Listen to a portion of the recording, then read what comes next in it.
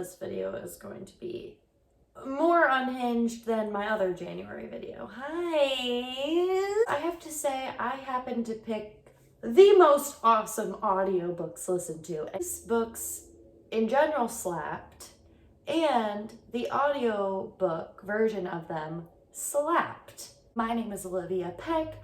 I am a creative, I'm a creator, I am an actress, and I also have this little shop called Books and Coffee on my website, oliviapeck.com, if you're interested in buying one of my books from my curated book list. Here we go, we're gonna get right into it, the books that I read. Friendly reminder that these are my opinions on books I read. It's not really that serious. The first book I read this month was called The Painted Veil.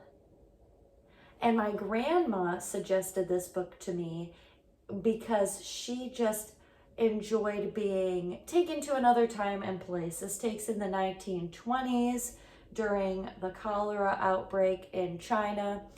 And it is about this woman who at the jump was just so unlikable in my opinion. Her husband is a bacteriologist?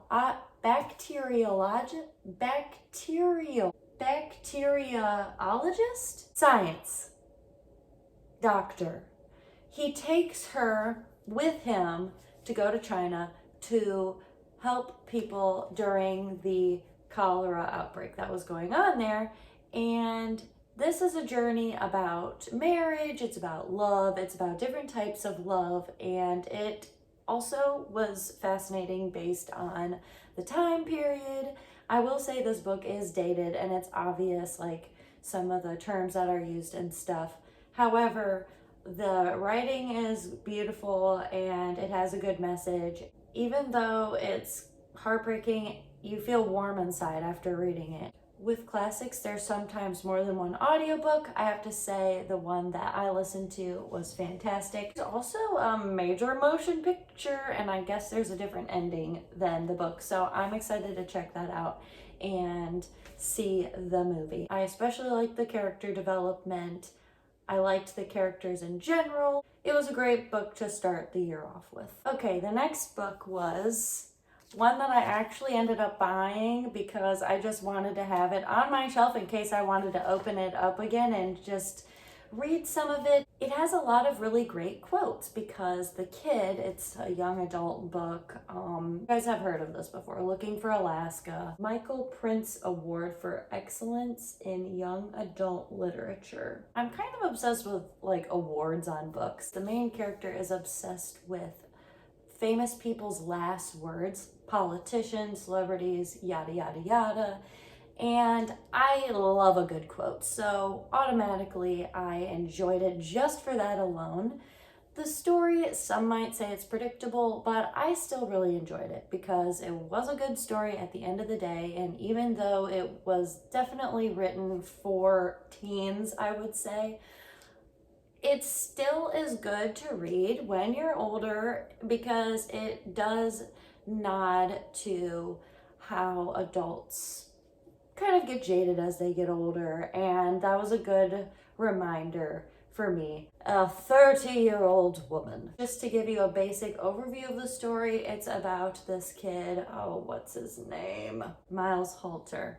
Leaves for boarding school to seek what the dying poet Francois Rabelais called the Great Perhaps. So he goes to boarding school, he meets this girl, he meets this guy, his friend, this guy, and they have all these crazy adventures in boarding school together, and there's some heartbreaking things that happen to this group of friends and to Miles, and his discovery, his coming of age story is this book, and it's called Looking for Alaska, which Alaska is the girl in the book. Just the inside cover where it says, first drink, first prank, first friend, first girl, last words. That really does sum it up, and I'm just gonna leave it there. If you want to read a heartbreaking story, a coming of age story that both youth and adults alike can appreciate, there you go. I should probably put a content warning on this. It is a little graphic, and I'm so excited to talk about this book. I have heard about it from a YouTuber, and it's called Nevada by Imogen Binney, and it is a trans story written by a trans author, and I read on Goodreads that people consider it like a cult classic. I have to laugh to myself when I think of the story, and I think that's why I bought the book. It makes me smile, even though this is a super dark book. It is about this woman who is trying to figure herself out. Her girlfriend and her breakup. They're in New York City. She's got some honestly not so great habits of doing drugs and drinking, and she decides to borrow her ex-girlfriend's car and just drive to Nevada. And it's about that journey that she goes on. It's about her experience as being a trans woman. It's a unique book just in the way that the format is. It's easy to listen to, or I'm sure to read as well. I liked listening to the person who read this. I don't know if Imogen read this or if I was listening to another person, but the way that the reader read it was pretty dry, and I love dry humor, so I thought I really enjoyed it. And I guess the YouTuber that also reviewed this said that she read a review that said that some people didn't like how there's a lot of humor in the book, but I thought that it fit very well, and it really enhanced the story and brought some light to it, because the whole subject matter of what's going on and what happens to Imogen, or not to Imogen, but to the main character, Maria. I mean, it's just really, really crazy stuff and sad, but Maria is very lovable, even though she just keeps making crazy decisions. Word of warning that there is a lot of talk of drugs in this book, and I'm almost even hesitant to say that it sort of glorifies like substance abuse, but it's very much a part of the story and it's important to the story. I will also say that the afterword is great to read and listen to as well, and I'm really glad that I continued on and was sort of filled in about the background of the whole thing. And it's not a memoir by any means, but Imogen clearly put in input from her own life experiences, so I was really interested to hear about her background. It was interesting to hear exact details about how she wrote the book. Highly recommend. It's a controversial book. I can see why it has a cult following. I think the main character is super lovable, and the way that it's written is unique, so that is why I recommend the read. This book was also recommended by the same YouTuber. I think it was on her 2023 favorites or something, but it's called The Bandit Queens. Such a cool cover, first of all. I listened to this and I'm so glad I did. It's by Parini Shroff, and it's about these women who are living in a small Indian village, and the main character is sort of ostracized because everyone thinks that she killed her husband. Her husband disappeared. She didn't really kill her husband, but everyone thinks that she did, and all of the women in the village kind of judge her for that, and she's pretty isolated, but she still participates in the work that they do together sometimes, and let's just say they start asking her for advice, for a little bit of help, if you know what I mean. Now, when I first started the book, I enjoyed it, but when I say this book gets funnier and more entertaining as it goes on, I really have a soft spot for this book. I mean, it's about murder and yet so heartwarming. It's about friendship, it's about female friendship, it's about banding together, it's about murder. Snapped, if you like Dead to Me, that TV series, I think you would like The Bandit Queens. Also, it's another one that you're gonna wanna read the afterword or listen to the afterword, because it's also fascinating how this author wrote the book and her process. Really enjoyed The Bandit Queens. Highly recommend. All right, the next book that I listened to, what a journey. I'm gonna show it to you and you're gonna be like, oh, yay. Well, yeah, let me just explain. Good Omens by Terry Pratchett and Neil Gaiman. Two legends. I think I enjoyed learning about how the book was written and how the TV show came to life more than listening to the book, if you can believe that, because the book is absolutely fantastic. The book is great. However, if you listen to or read the very, very beginning of the book and you think that it's going to be like that for the rest of the story, no. I should have read this book a physical copy instead of listening to it because my brain could not keep up with all of the characters, and it's not a typical plot like you would read any other regular schmegular novel. Trying to keep up was really hard for me. I had to keep going back and rewind, and I'm still not exactly sure what all happened. This is an absurdist book. It's funny. It's really hilarious, actually. And it was written a little while ago. I don't know exactly when, but it wasn't written yesterday. And I started watching the show as well because the show and the book, I mean, they're very, like, almost word for word sometimes. It's great. And I think Neil Gaiman actually was basically the showrunner, if I'm not mistaken. He really was on set making sure that it was adhering to their vision of the story and everything. It's like a modern sci-fi fantasy retelling of the apocalypse, the book of Revelations, lots of Bible references. And the reason why I wish I read it a physical copy to keep up is because all of the metaphors and characters that happen in the Bible in the book of Revelations are replaced with modern day characters, and some of these characters have multiple names.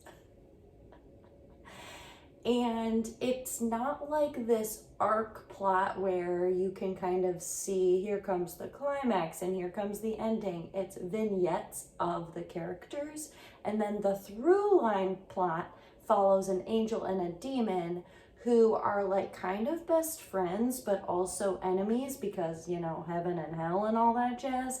And they're riding out this apocalypse situation together. It's like, this is it. This is the big one.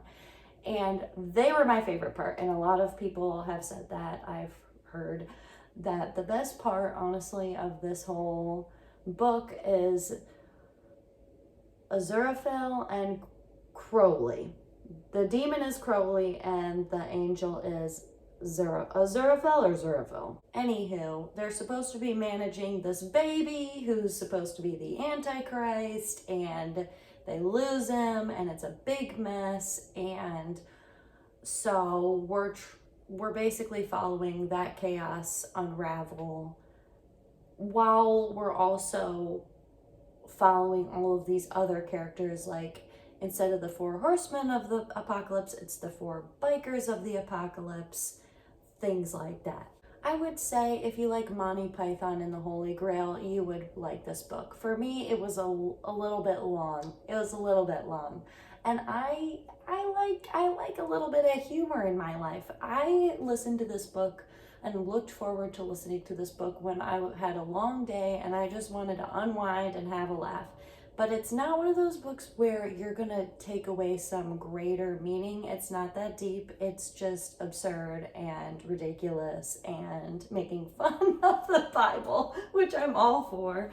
But I wouldn't say it's like making fun of the Bible to the point where it's like rude. It's all in good fun, okay? It's all in good fun. That's my opinion. And, you know, even though it's not what I expected exactly, like I expected a normal plot instead of these vignettes of characters, I would still read it again. I would listen to it again, and I'm definitely going to finish watching this show because it just makes you feel good. The last one I read this month became an instant favorite of mine. Instant. And you will find out why. This is crazy. This is crazy. I already had a favorite book this month that kind of changed my life, and that was The Rules of Magic. And you can't see it, but I have a little shrine over there with the book on a shelf, and like a little baby Statue of Liberty and like a little baby white rabbit. And those were trinkets I already owned, but it like totally fit with the book, and I'm gonna cry. This book just also became an instant favorite, and that is the book Tom Lake by Ann Patchett. Holy cow, I did not expect this to totally just derail my life, but it did. Guys, if you didn't know, I am from Michigan, specifically northern Michigan. I don't remember where I think I heard about this book from another YouTuber, and I was like, oh sure, Michigan, that sounds interesting. Oh, acting, cool, I'm an actress, whatever, cool. But I didn't realize how this would be so specifically like, I mean, it just really hit close to home. So I start reading this book, right? And I didn't really know much about it. The book is read by Meryl Streep. So already I am just being set up, okay? I'm being set up. Am I being set up? Am I unpunked right now? So I knew this book was about Michigan, and I was like, okay, cool, I'm from Michigan. I didn't realize it was about northern Michigan. Didn't realize until I'm listening to it, and she's talking about the cherry trees, and I'm like, are there cherry trees like in other parts of Michigan, or is that just Traverse City?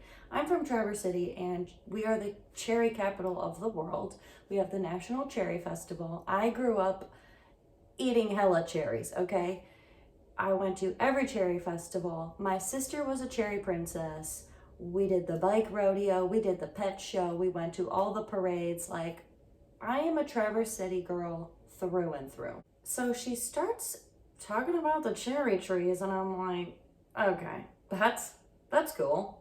Maybe this is like kind of around where I'm from. When I tell you, this whole book, like the main setting is set down the street from where I grew up. Okay.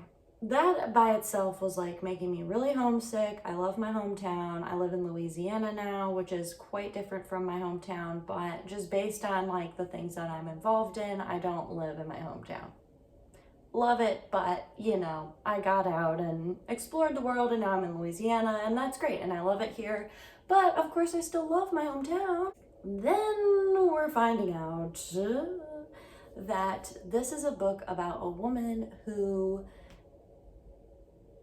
kind of randomly starts her acting career by being discovered in this play called Our Town. When she was living in New Hampshire and she was in high school, she got plucked out and ends up going to LA and being in this movie, and kind of the adventures that happen because she becomes an actress. And it's very much about her being an actress when she was young, and then retelling her life to her kids who are now in their mid-20s, and kind of asking her, what was your life like before, you know, you met Dad and you had us, and tell us about Duke. And Duke is a famous actor who she met when she was an actress, and they met in our town, and they met in Michigan. The play was in Michigan, took place in Michigan, at this place that I have to imagine is based off of Interlaken. I have to imagine it's based off of Interlaken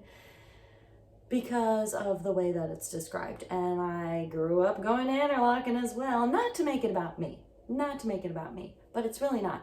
I think that any of the people that I grew up with would heavily relate to this book. A lot of my graduating class are pursuers of the arts. We are in LA, I'm in New Orleans, some people are in New York, some people Chicago, some people do live in Traverse City because it's the best place in the world. But yeah, it's just gotta hit home for a lot of people. And what made it even weirder is that it was set during the pandemic, the retelling of her younger years when she's telling her daughters about her life. It's it's set during the pandemic, and so that was really weird because during the pandemic I was literally the same age as her daughters. I also have one sister, so that was weird. Like, I really had to take breaks with this because it was just like so real. It was so real. I thought Ann Patchett did a great job. I read her Pulitzer Prize winning book, or maybe it was nominated for a Pulitzer Prize. It's called The Dutch House, and Tom Hanks reads that book, and that I really enjoyed that one as well. But they're totally different, and the message is different. Tom Lake is so much about life. It's about love. It's about different kinds of love. It's about, you know, what lights you up. It's about like when your passions change, when your focus changes. It's family versus career, but also there not being a battle at all. It's about just, once again, staying true to yourself and the secrets we hold and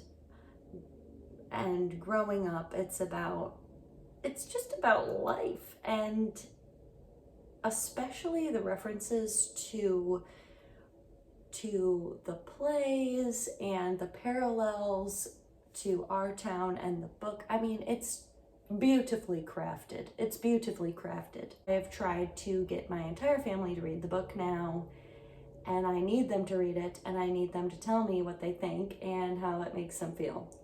Anyways, that got really serious, less unhinged than the physical copy book review that I did a couple days ago, which is probably a good thing.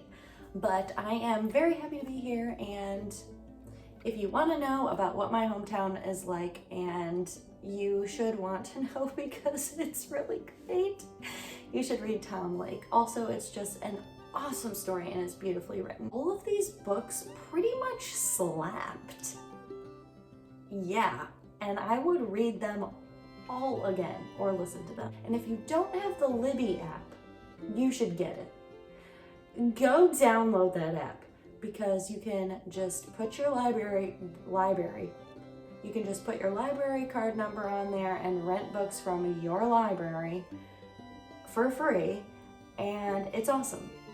Also, if you're wondering how the heck do you have time to listen to all these audiobooks, please remember that I drive an hour to work and an hour back from work every day, and I also walk my dog for at least an hour every day, so I have a lot of time.